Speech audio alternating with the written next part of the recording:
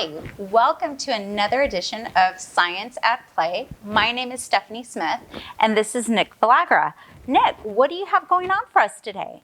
Well, we're going to do some amazing tricks with the help of pendulums. Oh my gosh. You want to try it? Yes, I do. Awesome. All right, so here's how it's going to work. We've got here this string, and on either end of the string are tied some washers. There's one washer on this end, and there's 16 on this end. I'll give you this end. Okay. And I'm going to put my finger right there, and you're going to pull it tight.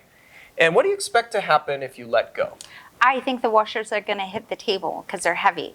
Yeah, makes sense, right? You drop a heavy thing, it's going to hit the table. Yeah. Let's see if that's actually what happens. Okay. All right. And go for it.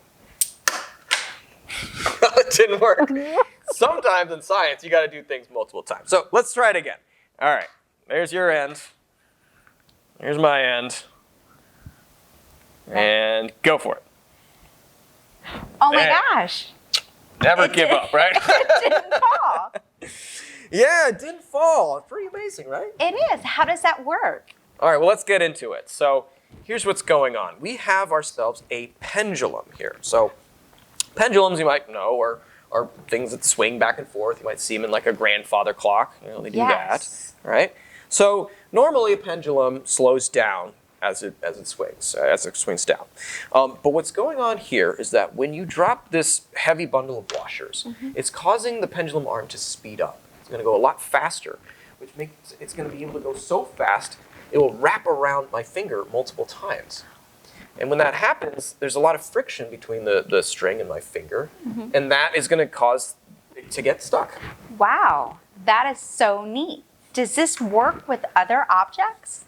Well, let's try it out. We have here our Love Science mug, and there's a spoon here. Okay. So it's a similar situation. We've got something heavy on this end and something lighter on the other end. All right. All right, so I'll give you the spoon, and I'm going to use a stick this time to give us a little more space instead of my finger. Okay. And we'll do the same thing. We'll raise this up. I'm going to pull that tight. I got it. And we'll see. Will this mug hit the table? All right, ready? All right, let's do it. Oh, it caught the stick again. It caught the stick. It did hit the table. Let's try it one more time. We're going to raise it up even higher, and let's see if it doesn't get too caught. So I'm going to give you the spoon end. Okay. I'm going to go a lot higher this time. You got it.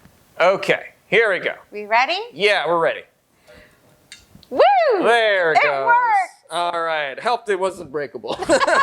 That's great. Yeah, so you could do this at home. All you need is something heavy on one end and something lighter on the other. Thanks, Nick. Of course. Thanks, everybody, for joining us for another edition of Science at Play. If you try this at home, tag us, hashtag Science at Play, and check us out at ctsciencecenter.org. Bye.